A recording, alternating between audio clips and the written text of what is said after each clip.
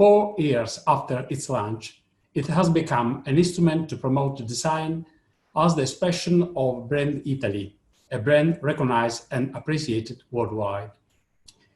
The design industry has always supported the country's development.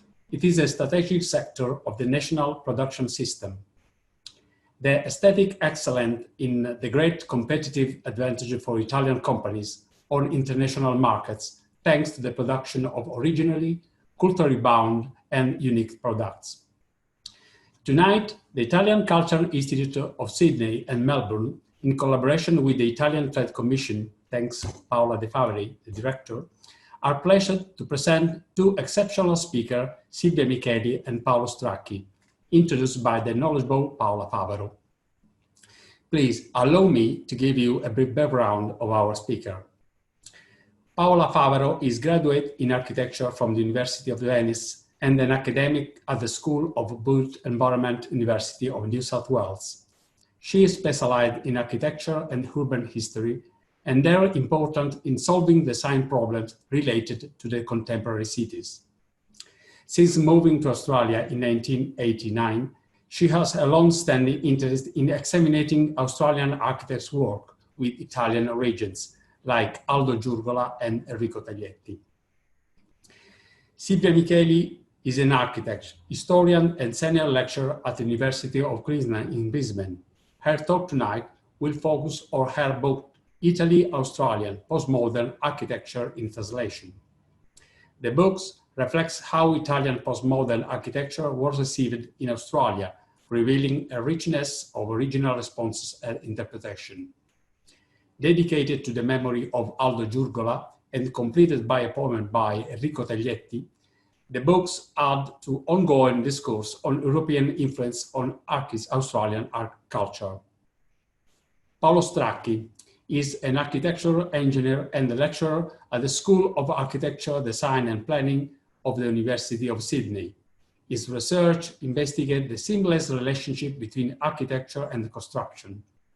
Paolo has practiced extensively as a project designer in Italy and Australia and attained a PhD in architecture and construction from the University of Rome. His talk tonight, Nutella, Campari and Concrete, will illustrate the paradox of the Italian industrial craftsmanship and the enduring success of the product of Italian design that, from the early 60s, began to appear on the Australian market. Thank you for joining us tonight. I will now pass the word to Laura Napolitano, Director of Italian Culture of Institute in Melbourne.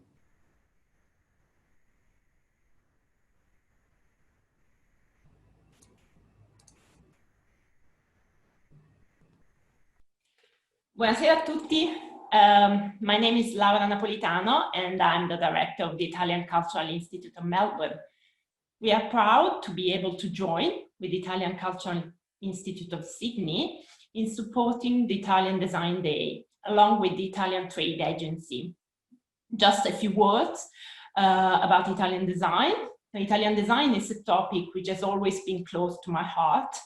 And we are all familiar with the beauty and timeless elegance of Italian design. And in fact, I would like to mention briefly just one designer in thousand who have done the history of design, Lico Magistretti, who was born 100 years ago in 1920. And we had planned a celebration of his centenary in March for the original Design Day.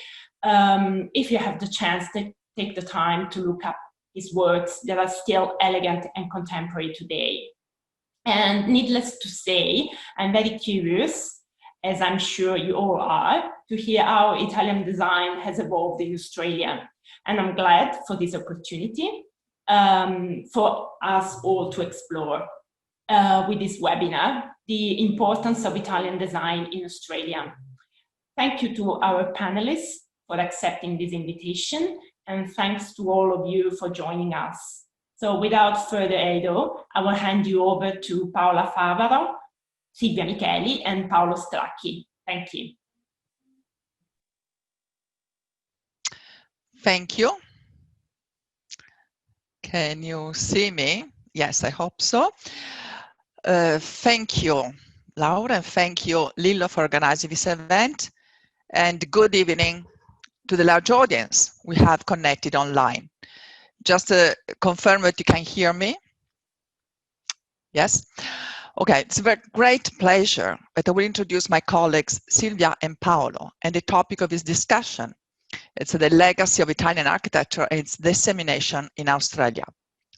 There is indeed an invisible way by which design ideas and theoretical thoughts are disseminated from one country to another one. In this case, we'll examine from Italy to Australia. This topic is explored by Silvia Micheli in her edited collection of essays through the reception in Australia of exemplary architectural theorists like Aldo Rossi, while the dissemination of exemplary architectural practitioner is presented through the work of Carlo Scarpa and Gino Valle. Most importantly, Silvia will introduce the main figures of architect Enrico Taglietti and Aldo Giurgola, who migrated to Canberra in the mid-1950s and in the late 1980s, respectively. As you know, the story of Italian migration to Australia was similar to other Mediterranean countries. After World War II, many Italians arrived in Australia for economic and political reasons. Yet a smaller group of emigres, like the architects Taglietti and Giurgola, and I would like to add Luigi Rosselli, who might be in the audience this evening, characterized by intellectual vision and experience, have by choice sought opportunities for self-expression. So we can confidently say Australia made their architectural stories possible. So the legacy of Italian architecture and its dissemination in Australia is explored instead by Paolo Stracchi through the figure of architect and engineer Pierluigi Nervi.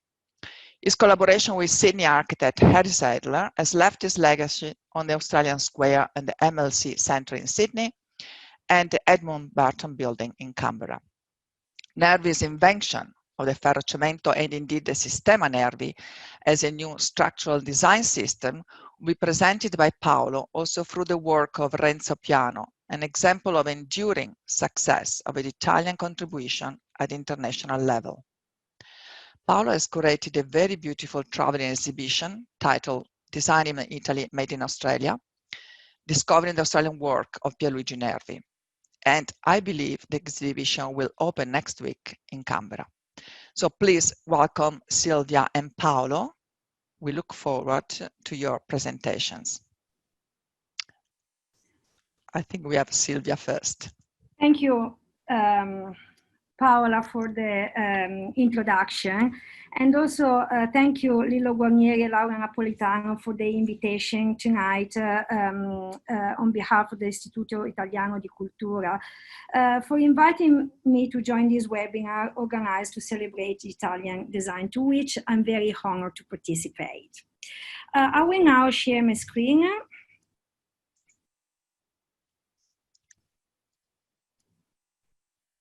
If you allow me to share my screen, I can.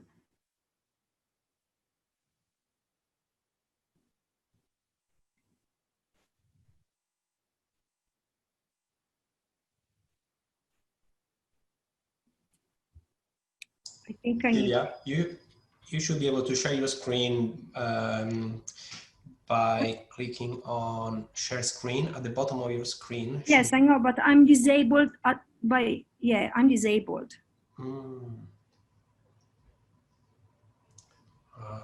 So I need to be enabled to share. Yeah.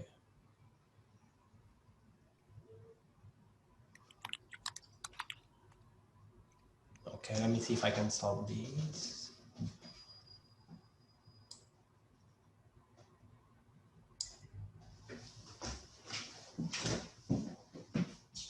Excellent. Thank you so much for.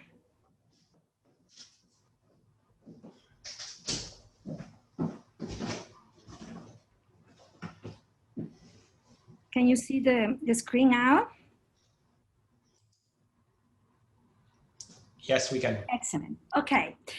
So I'm very glad and very honored, as I said, to be here tonight in this occasion of the celebration of Italian Design Day to present this publication that I co-edited with my colleague, Professor John MacArthur, in 2018.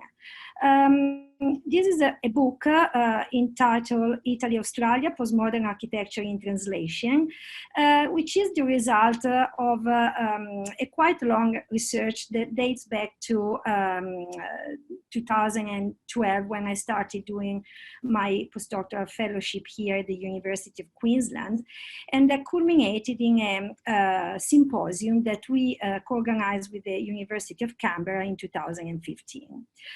This symposium was focused on was the first attempt to start investigating the relationship between Italy and Australia from an architectural point of view, and also start doing so from a very particular angle, which is the postmodern period, which both John and I are very keen on.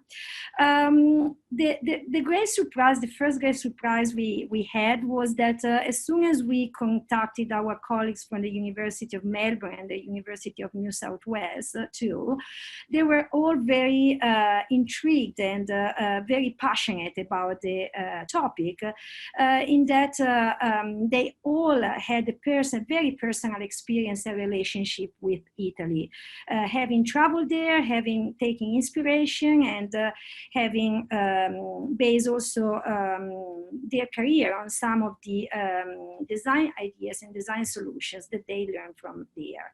Together with a group of practitioners, we set up this symposium that lasted only one day, but was very intense and brought to the publication of this edited book.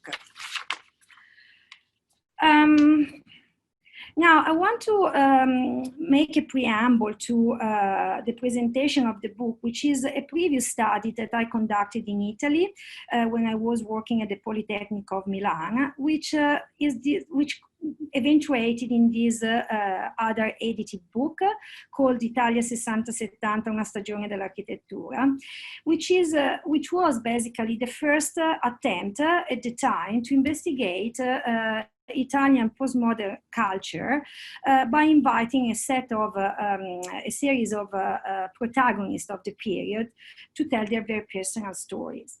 And what we understood it was that that period was really intense and prolific of ideas and projects that were not only part of our Italian culture, but became fundamental and inspiring for the international architectural discussion.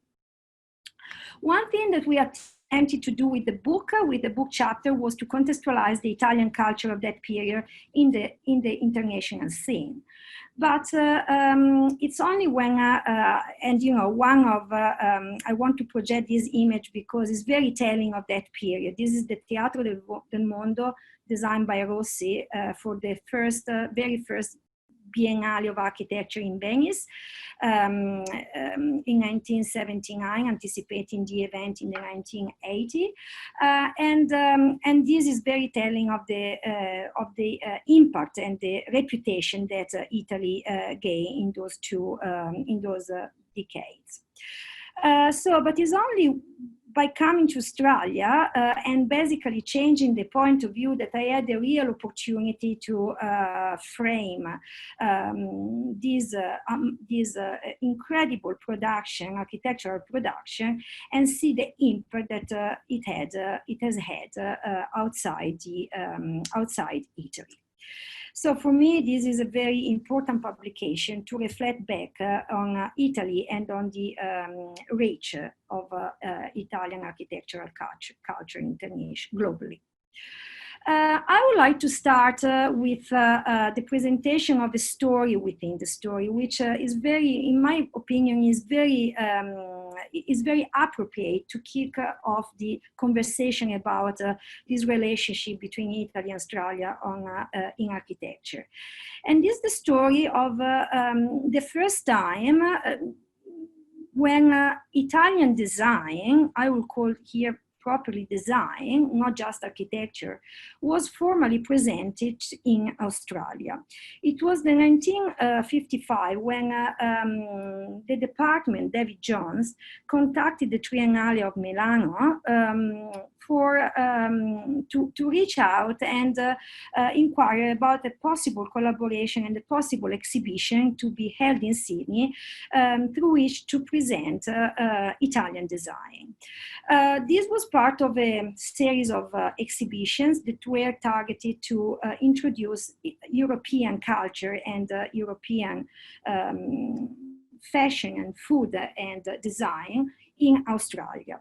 And it's quite telling and interesting that the department, David Jones, took the responsibility of doing this mission. So they approached the Triennale of Milano because of the reputation of its director, Joe Ponti, who was at the time also the director of the renowned journal Domus. And at the time, Ponti was very busy and he had to decline the invitation, but Enrico Taglietti, this very young, enthusiastic and active architect from the scene of Milan, was recommended instead. And so Taglietti came to Sydney. He arrived to Sydney to stay after a long trip to stage this very interesting exhibition for which he not only designed the installation of the objects of design, but he also produced a one-to-one scale model, a real scale model of a residential unit, in which all these objects of design were installed in a very staged way. And that was an incredible success because it was not only a display of object, but it was a real experience in a Milanese apartment in Sydney. And that was an absolute success to the point that Enrico Taglietti and his wife Franca were invited to stay in Australia for a while and travel around the country and explore the country. And that's the way that it went. Taglietti went to Canberra, saw the city, fell in love instantaneously with the city and decided to remain, building a series of incredible works of architecture, buildings, both residential and public buildings, and in the end giving a proper character to the city, architectural character to the city of Canberra. So this is Taglietti then has become a very famous and important Australian architect. He's got the Golden Medal from the Institute, so his contribution has been absolutely recognized. But this is a very important moment, 1955, when Italian design is presented, introduced formally to the architect, to the Australian culture, and in a way starts to be considered, admired, and absorbed here. Of course, another way of transmission of ideas, we are talking about a period when international flights were not popular. They were just exceptions dedicated to a niche of people. They were very expensive and quite rare. So ideas had to travel across the ocean overseas through different ways. One was the exhibitions, as we just saw. The other one was, of course, architectural journals. And I would say that amongst the Italian journals that were produced at the time, which had an incredible reputation, Domus played a major role of bridging our two cultures, Australian and Italian. And it did so. The image that we see here is a special issue that Domus dedicated to Australia in 1985. Is titled "Ciao Australia, Coast to Coast, the Last Wave."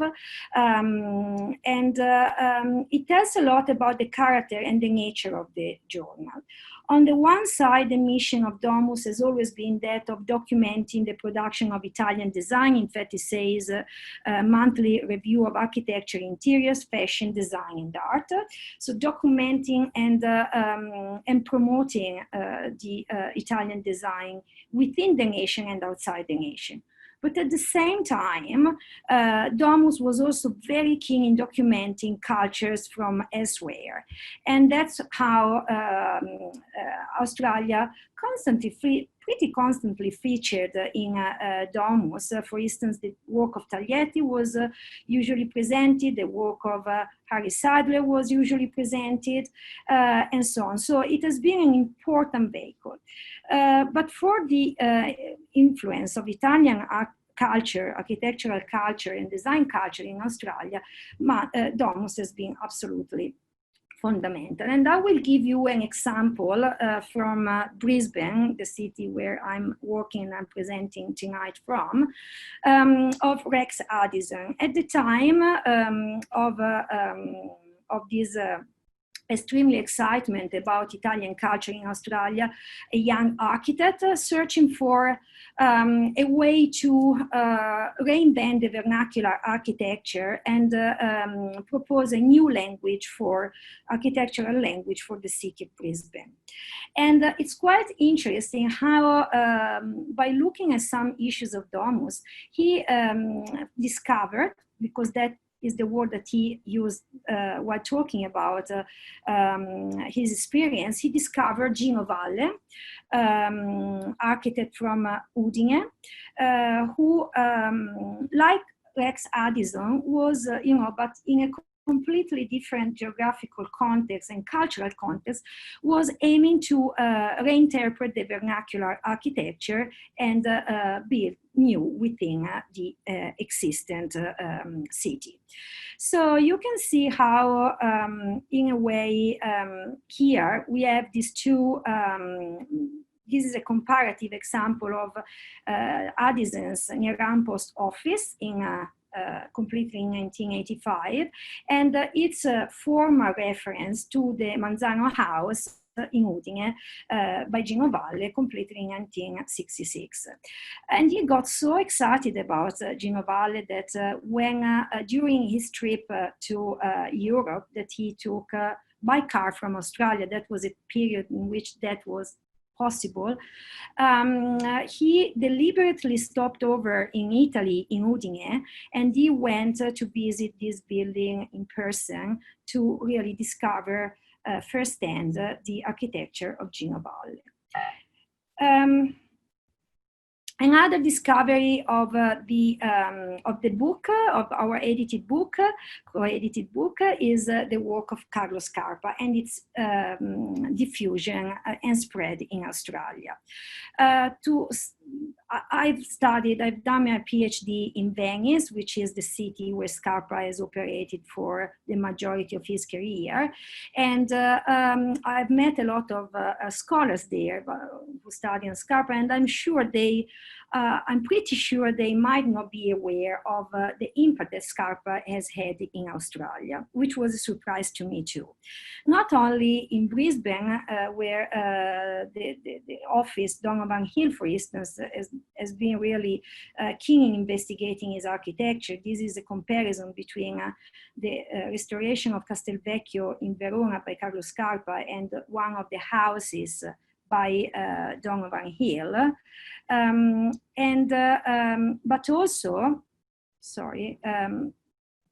but also in Sydney, and recently through a conversation with a researcher in Perth, I discovered that there is quite a strong influence on Scarpa there too, yet to be investigated.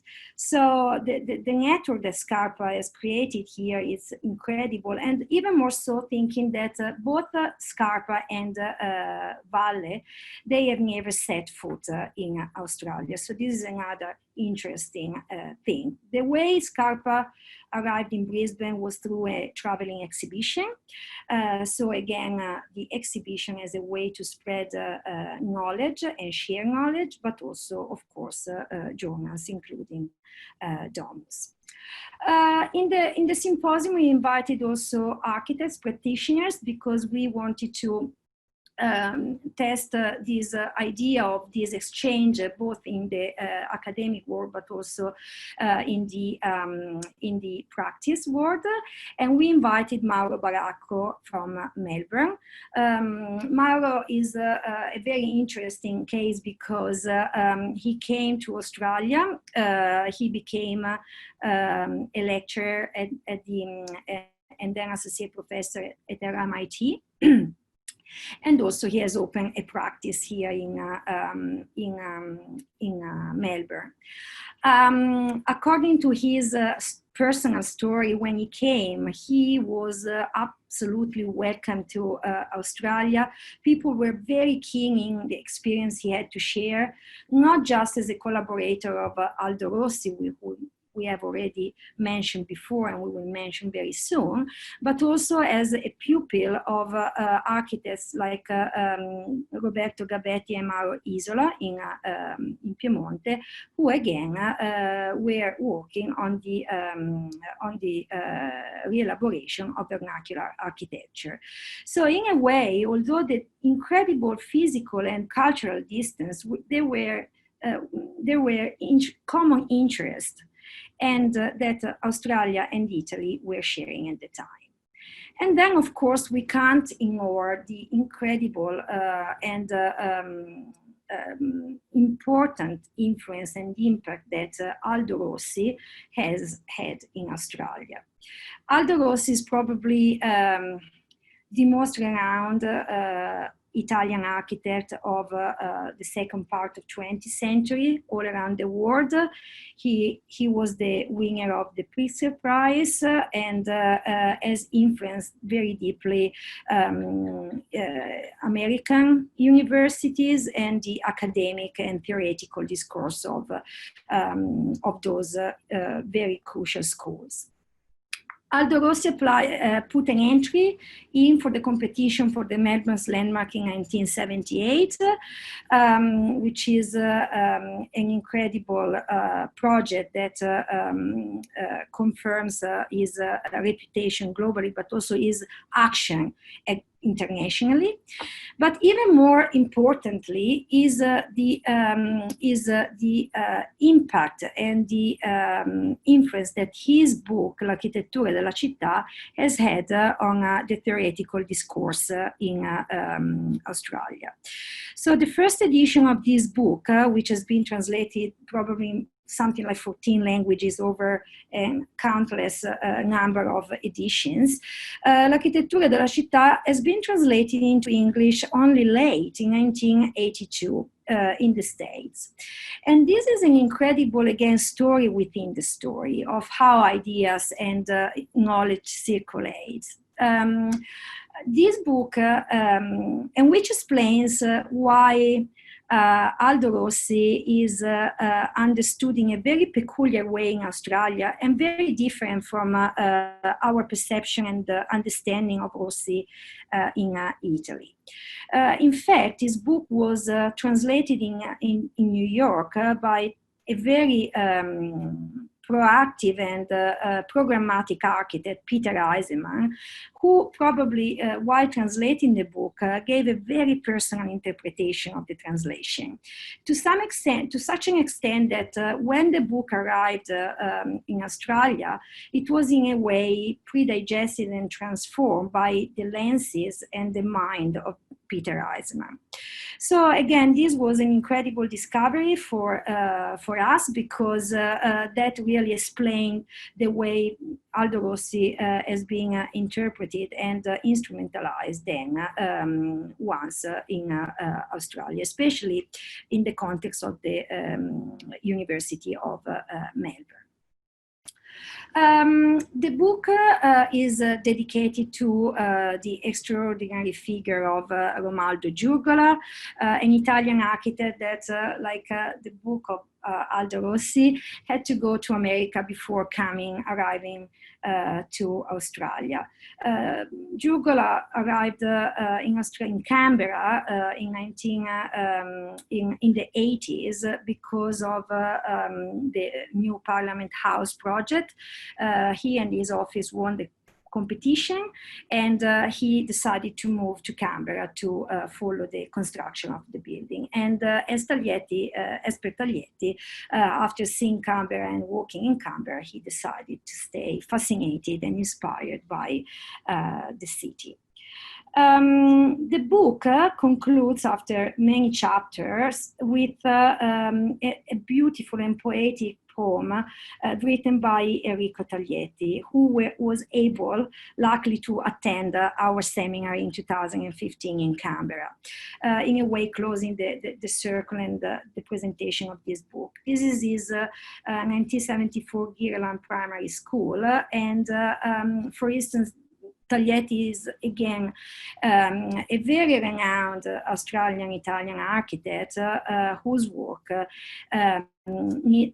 still needs a thorough and wide research and also presentation. So, in a way, the spirit with which we co-edited this book was to open the discussion, was to start the investigation, and hopefully there will be the time, the resources, and the synergy of us scholars and practitioners to keep investigating all the other material that has not been possible to include in the book.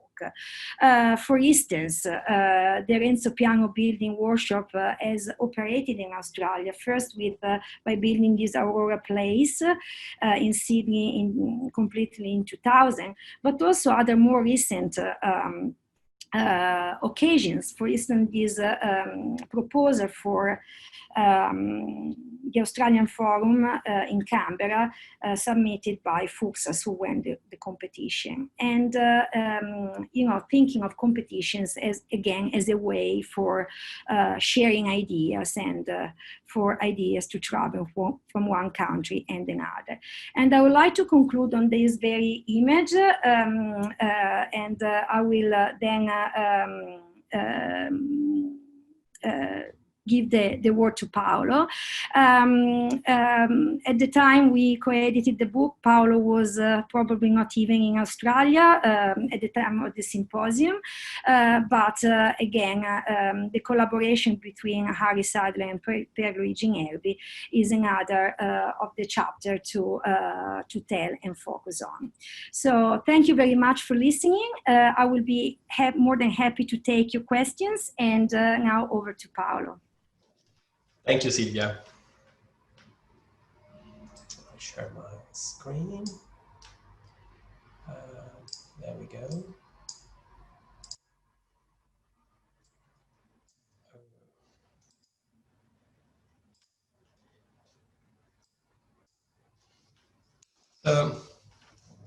Buonasera.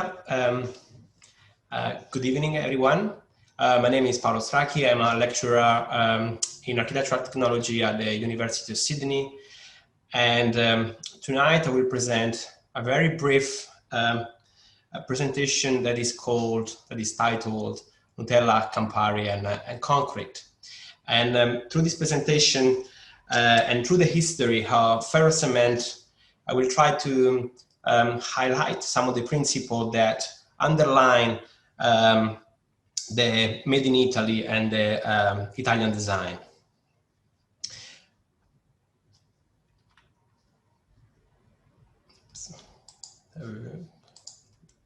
There we go. So, but what is ferro cement? What is the, how we call in Italy, the ferro cemento?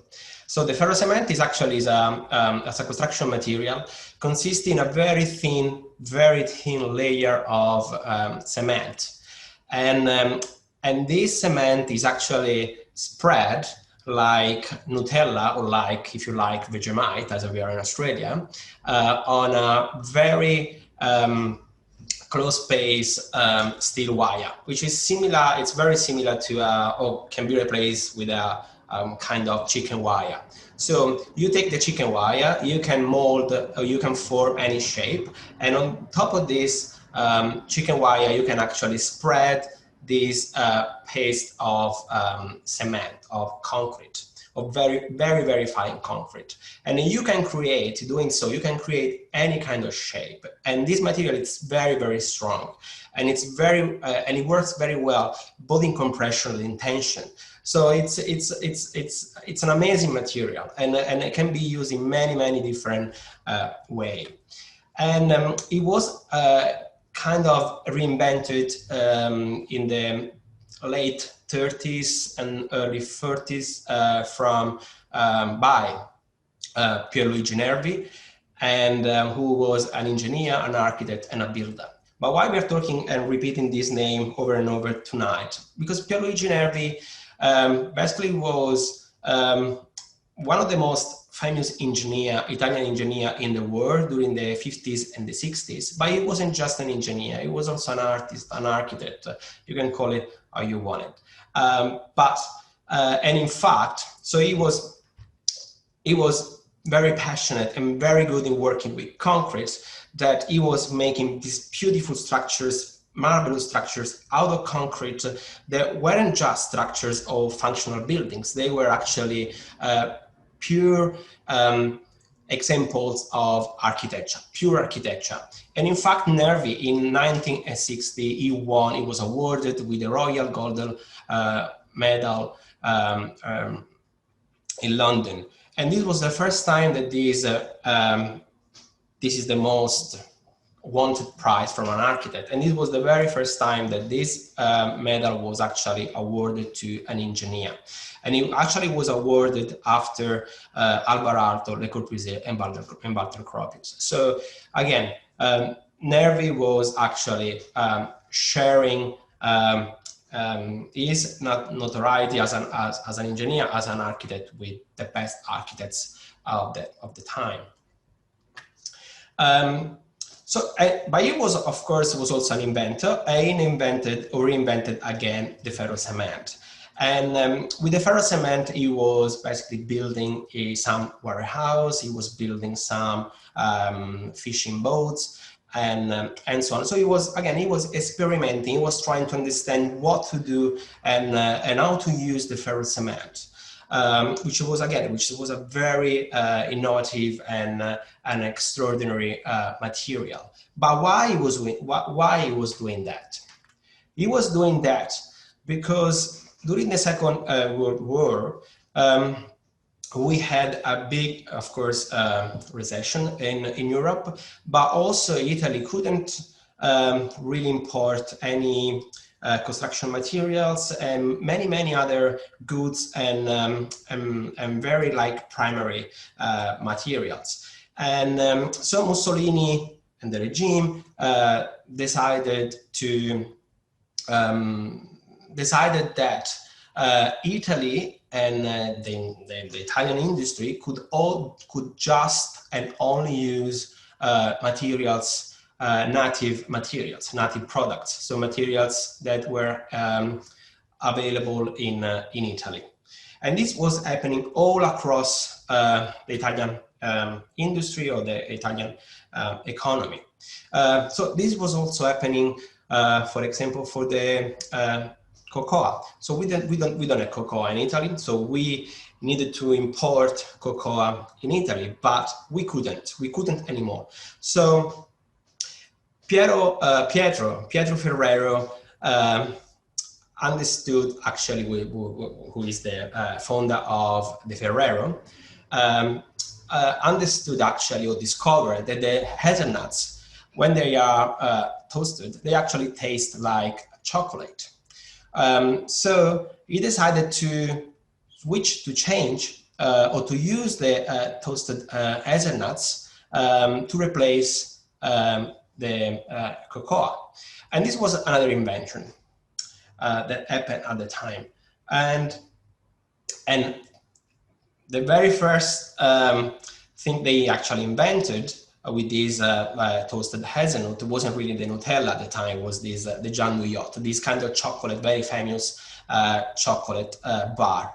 And there in the 60s, when we could re-import material and also products like the cocoa butter, he started mixing the cocoa butter with the hazelnuts. And here we come.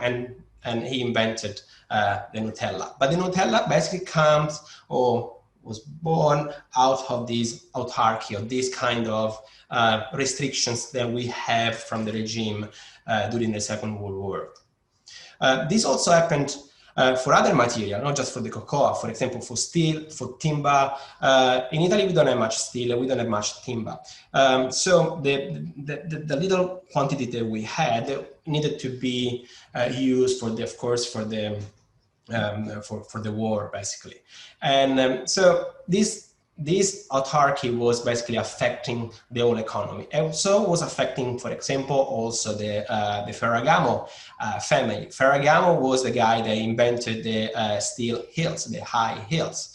And it was very famous in Hollywood at the time.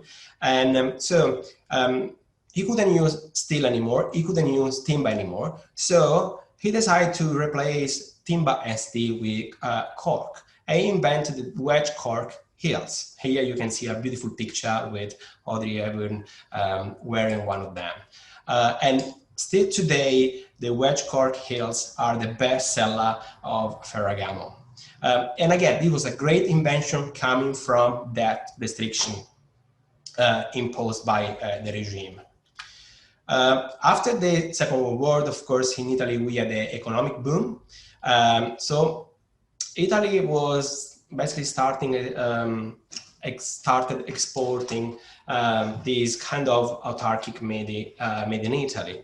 And these families, because there are always family behind this company, this family, they became a brands like Campari, like Pirelli, Olivetti, Barilla, Ferrero, and so on. And of course, also Pierluigi Nervi with his ferro cement. Because what Nervi understood actually that he could use the ferro cement to replace timber. And timber was kind of essential in construction, especially for these kind of long span buildings and to create the mold, the formwork. But as he couldn't use the formwork, the timber, sorry, he replaced the timber for the formwork with the ferro cement. So the ferro cement became this, he used the ferro cement to create this very thin skin that was basically replacing the timber formwork. So the timber formwork became a ferro cement formwork. And this is a beautiful picture of the construction of the Palazzetto dello Sport, which is the little palace of sport in Rome. And you can see here actually these ferro cement panels that form the formwork of the dome of the Palazzetto. And this is what he was creating with the ferro cement. And this stuff, these buildings, they were kind of mesmerizing. They became very famous. They were fascinating architects, designers all around the world. As you can see, this was kind of an amazing palimpsest catalog, if you like, of shapes and geometries, and all coming from this creative mind of Pierluigi Nervi. And Pierluigi Nervi became basically kind of like an archistar, probably the first Italian archistar during the 50s and the 60s. So everyone wanted to work with Nervi, and Nervi knew it, and he started exporting his style and using the ferro cement to build his creation all around the world. Here you can see buildings built in Paris, in San Francisco, in New York, and so on. But also, of course, in Australia. In Australia, he never came. That's why this, the title of this web seminar is 3 Minutes and a Ghost, and Nerve is a Ghost, because he never came to Australia because he was too old when he started working with Harry Seidler. And of course the travel was a bit, the journey, the travel was a bit too tiring for him, so he never came to Australia. So he's the ghost, but he did a lot, especially working with Harry Seidler, with who he had a very long collaboration that lasts for 15 years. And this collaboration started with the Australia Square Tower. For Australia Square Tower, with the ferro cement, he designed and built the famous nervy ceiling, which is actually it features the lobby, the entrance of Australia Square, and which is also the symbol, if you like, of the Sydney CBD.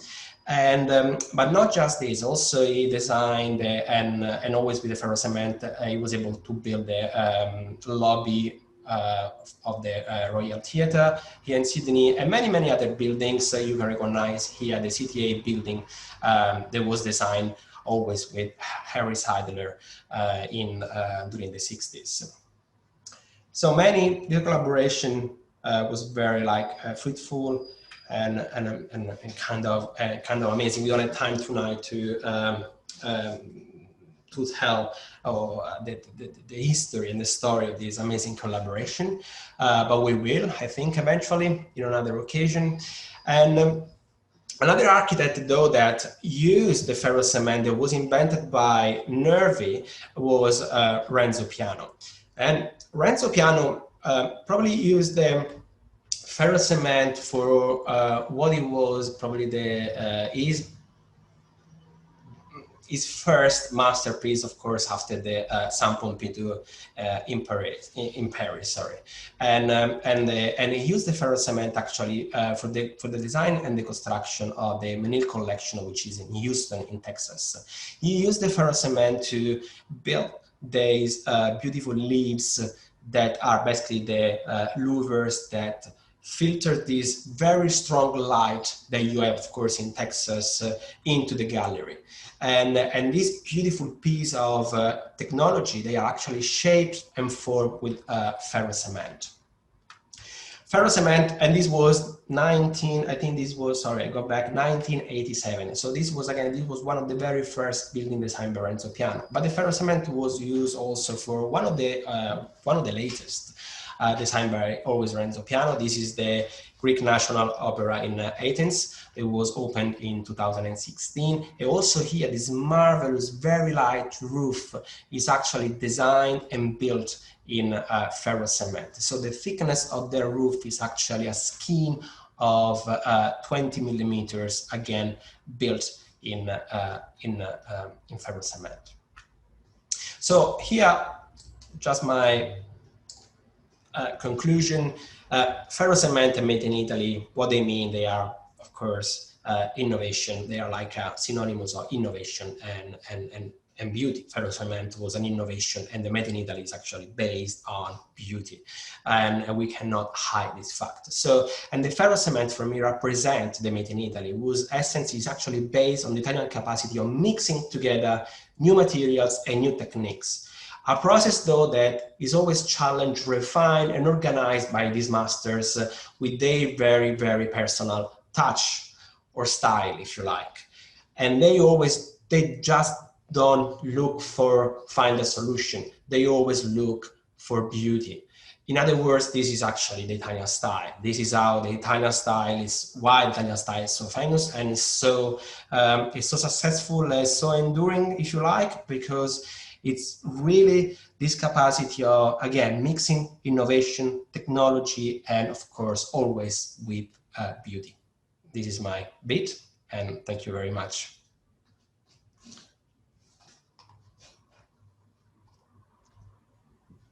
Can you hear me? Thank you so much, Silvia and Paolo, for your both a beautiful presentation and very inspiring. And certainly, yes, the Italian in contribution to Australia, not only to Australia, but other parts of the world, is to be celebrated. I have just a few questions possibly from the audience. We have more than 100 people participating. So I just wonder if many of these people are, of course, at least, if not born of, but also from Italian background. So in some way, I would like to start with a Q&A suggesting that it could be argued that in Italy, unlike other countries, there is particularly a strong sense of belonging to a city. Italy, we have to remember, is a culture of city-states. And this is what I grasped when I met Enrico and Aldo in Canberra 20 years ago. Their identity, carried on by both here in Australia, in the city of Canberra, was mediated through their belonging to the city of Milan by Enrico and to the city of Rome by Aldo, besides all their work and traveling in other cities and countries. So just a very simple question to Silvia and Paolo in this query. You both are Italian generation, was lucky enough to study work in an international program. Is this concept of belonging to a city still valid? Silvia, you are from Lecco on the lake. Do you feel Lecco is your town? And Paolo, you are from Roma. Do you feel still a Romano? Silvia, you muted. Yes, I can answer in Okay. yes, thank you for this question. It's always very touching and very personal, but I think always very true and always in the forefront of our thinking. I can say yes and no. I've traveled so in so many places. I've lived in so many cities that of course, in a way, and now I have arrived in Australia, which is a place I love, and I'm really enjoying living here. So I feel like at the present, I'm really belonging to this place and I'm enjoying this place. At the same time, when I read the second book of Aldo Rossi, which is the Autobiografia Scientifica, it talks specifically about the Lake Como, because where Lecco is, because he actually grew up there and he did his studies there, his first education. And the poetic of his words about the Lake Como make always me cry, because and that is when I can tell you that sense of belonging is completely embedded in me and would probably never leave me. Yes, Lecco Como, sorry. Thank you. And Paolo. Sorry, Paola, I didn't hear your questions because there was like a connection when you were talking about me, and I don't. Can you just repeat, probably just briefly? Well, do you feel you're from Roma? So you, of course, you worked and traveled around the world as well. But coming from Roma, so you studied there, and you're from Roma. You feel like you belong to your city is Rome. Oh yes, of course. I'm Roman, and I love speak Roman, and Rome is in my blood, and I can't hide that. And but so this is what is beautiful about my research on Nervi. It is actually I'm trying really to reconnect, the Roman roots and Sydney somehow, because as you know, the Australia Square, this lab was actually built by following the Nervi system, which was used also for the construction of these domes that he built in Rome, and so yes, I think yeah. Okay, fantastic. I'm also Australian. I think also Silvia. Thank you. Yes, we are all. I'm from Padova originally, but I belong to Padova. I don't know, but yes, I feel Australian. Okay, I'm just looking at Q&A, and I can see that there is a beautiful note from Rose saying, amazing, I will never go to Australia Square again without a greater appreciation for a building I've always loved and felt connected to. Now I know why. That's beautiful. So then I have a couple of questions from for Silvia. I don't know which one you have to respond. So one is, please, Silvia, expand on the difference between the Italian and English versions of Aldo Rossi's books.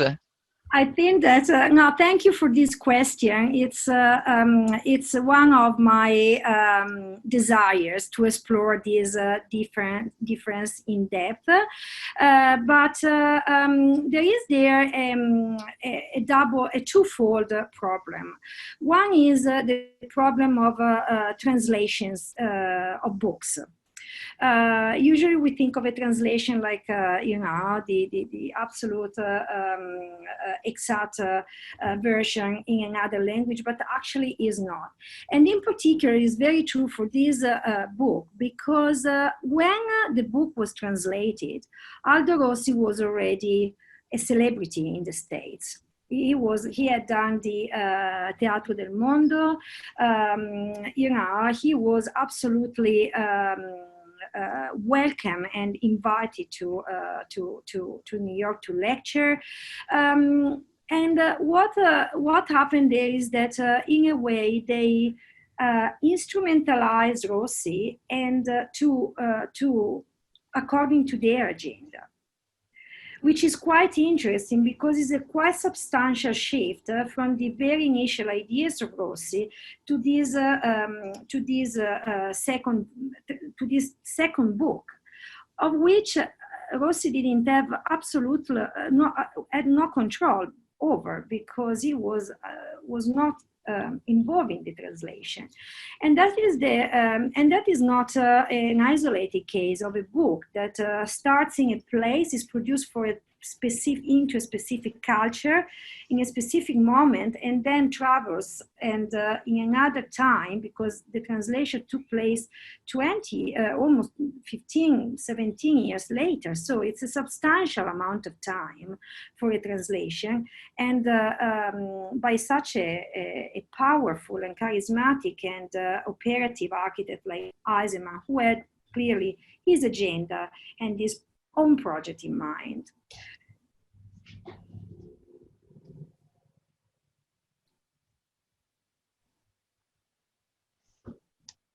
I think we lost Paola.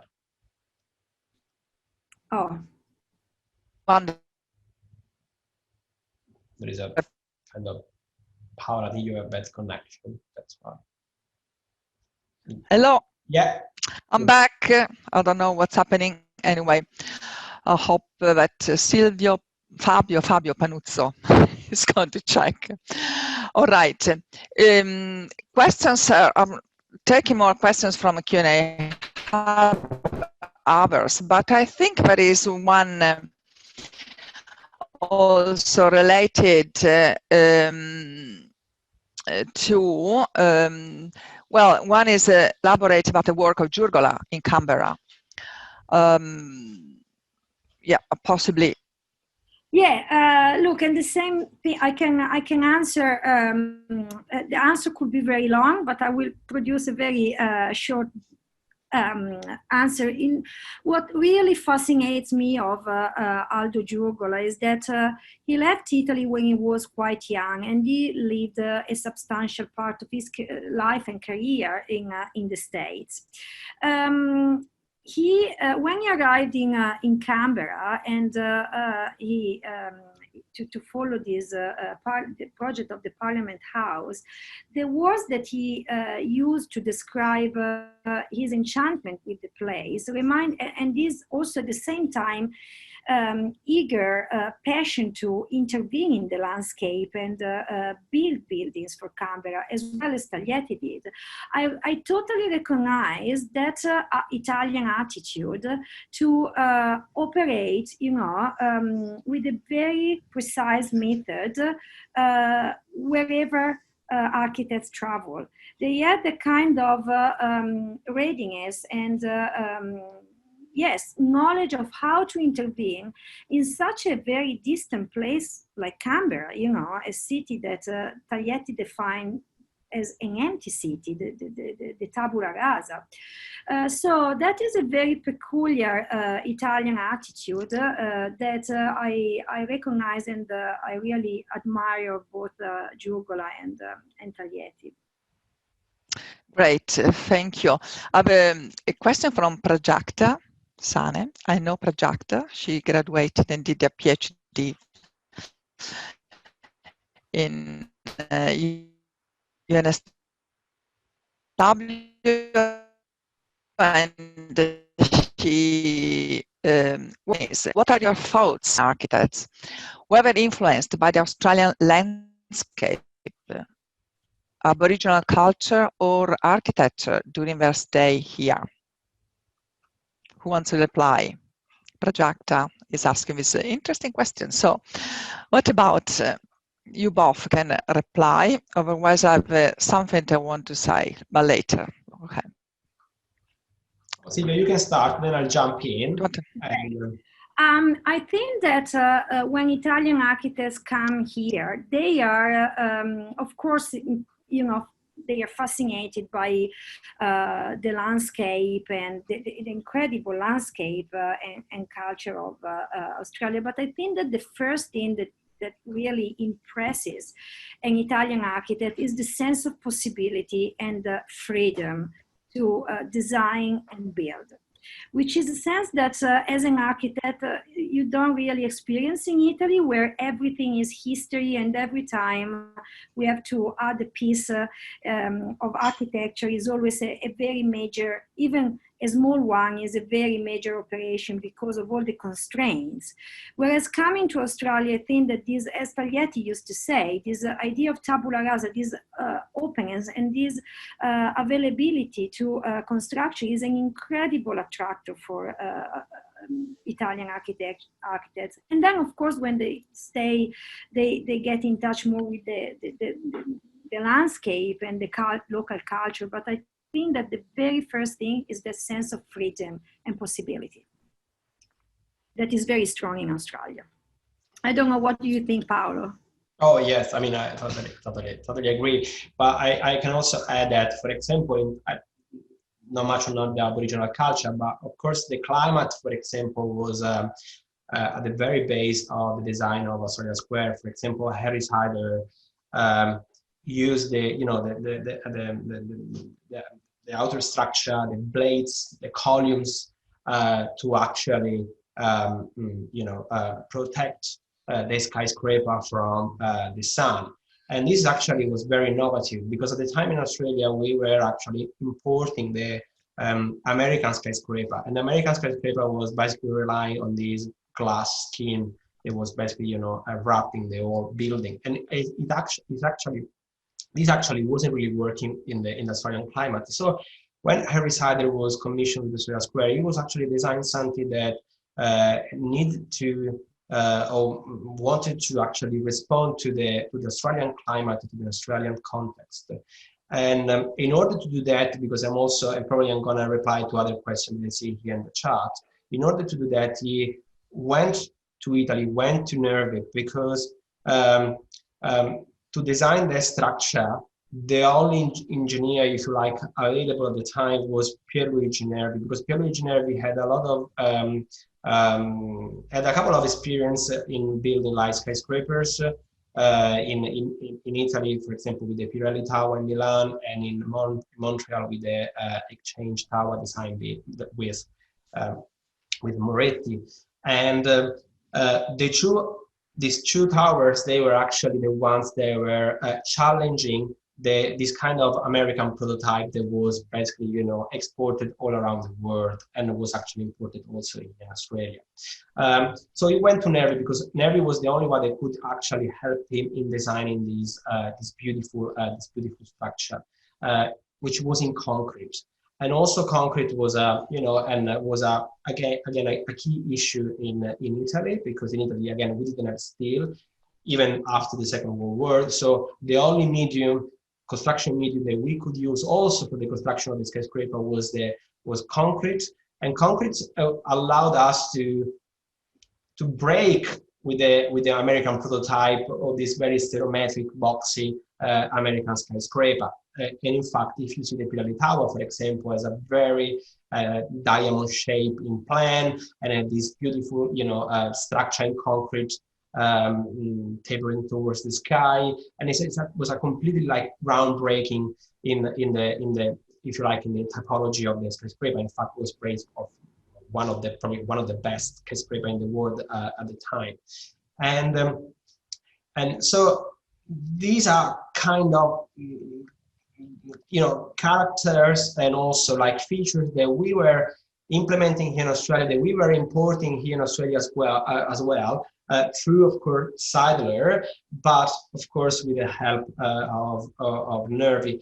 And there is another question here. I'm jumping here a bit around, because there is another question that is asking, you know, I wonder whether if it is possible, it's something distinctly of Italian design or character regarding its beauty and interest. Yes, this is what it was basically. I mean, because, for example, the Italian skyscraper, what we call the Italian skyscraper, which was again represented by, at the time, the Torre Velasca or the Pirelli Tower, was actually totally 100% Italian, and because it was built with the culture that we had, the construction culture that we had in Italy at the time, and also with the materials that we had in Italy at the time. It was completely different, the opposite of what was happening in the States. So that I think it's very, very Italian, and that thing was actually imported in Australia through Australia Square, basically. So Australia, when you see Australia Square, is basically an Italian skyscraper. It's not an American skyscraper. And but again, it also was designed by Sadler to respond to respond to these issues that were very particular here in Australia, for example, for the Australian climate. So again, it's a mix. It's Australia, it's Italy, and in this kind of mix of culture that was filtered by this collaboration between Seidler and Nervi. And I want to end up this because there is also another question here. Does Nervi get credits and recognized alongside Seidler on the yes, project, thank you. Shared project? Always. Seidler always has recognized the collaboration with Nervi, has always recognized the input that Nervi gave to him, also in buildings that were never built. And so this is actually something that I really care, and something that I really want to highlight and stress here. Seidler always gave credit to Nervi, and that's it. So I think this is my answer. Yeah. So possibly to follow up your answer. So thank you both for replying. I just would like to ask and continue the conversation on this Nervi's invention for cement and the Nervi system, and the fact that the Australia Square has much to answer. So thanks for this. But the fact that just one last thing.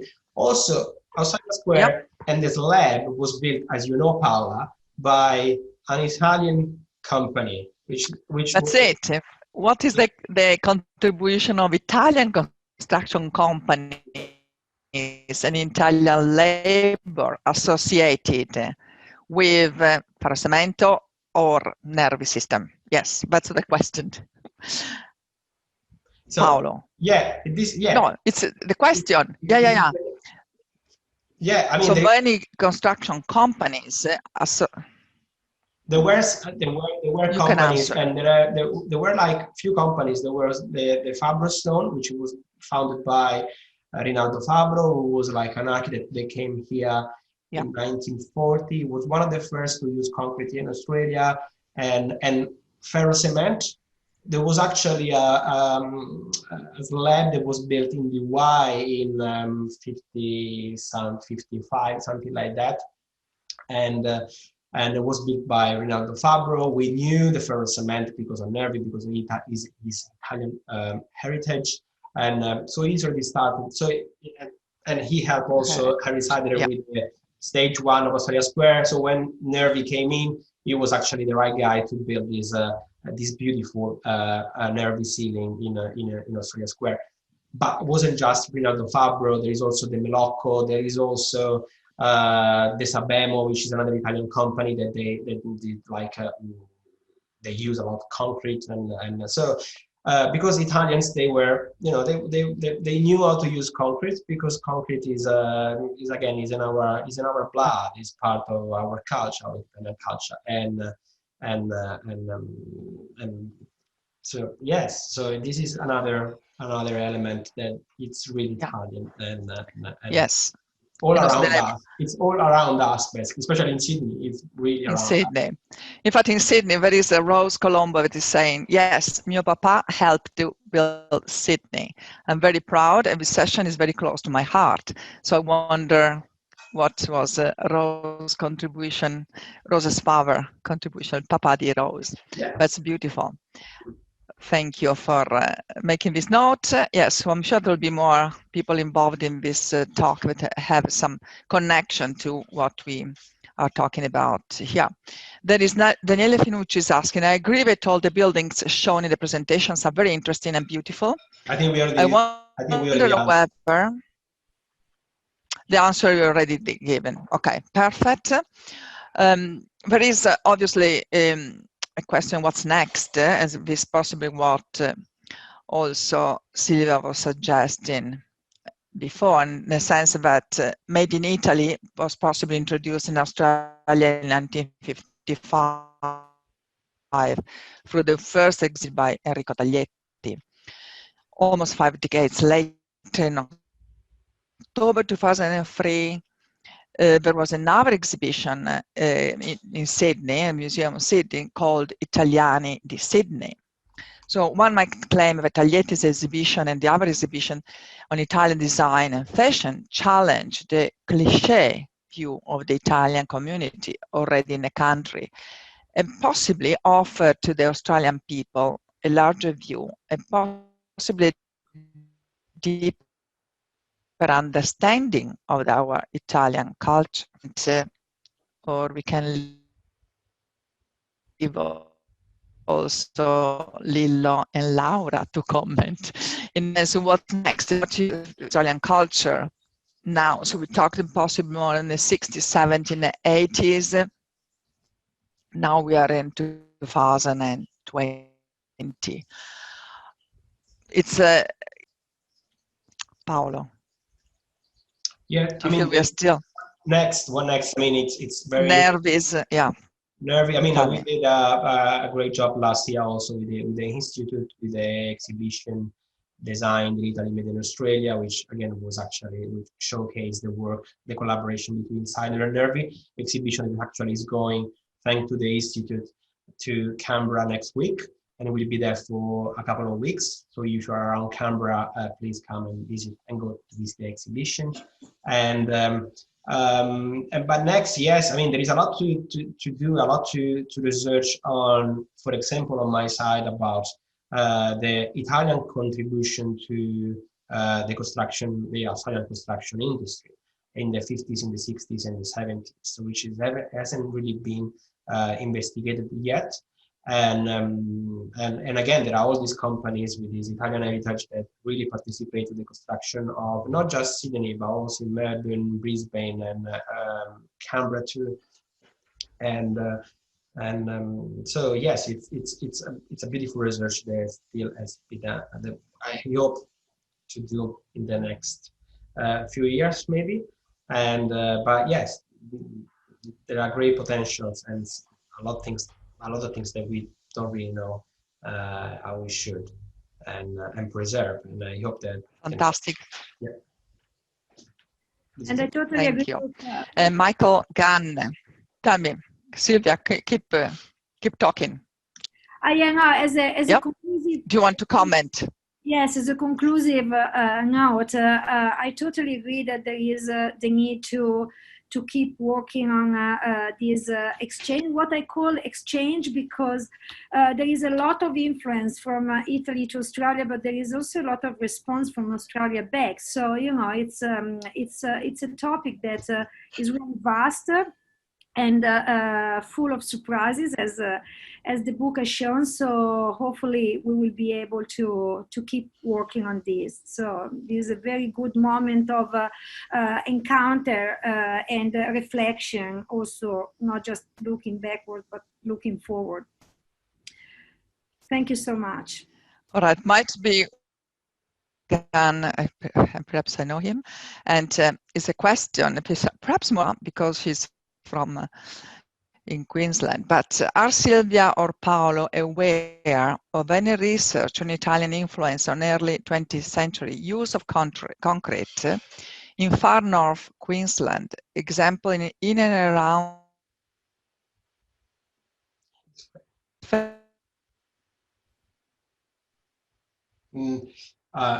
yes, I'm not really aware about it, and that's, you know, it basically go back to my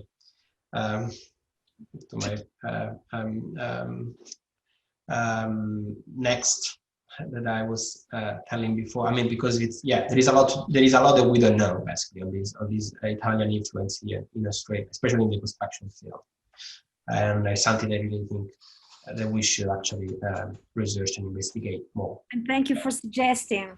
We will thank you, Michael. Thank you for the note. Okay, Paola, I think it's time to. Laura. Yes, thank you. I think we can ask Laura and Leo to conclude. Thank you so much to everyone. Yeah, thank you, Paola. Thank you to Paola. Thank you to our panelists, Silvia Micheli and Paolo Stracchi, for their very interesting presentation. And thank you to all of you for having been with us tonight.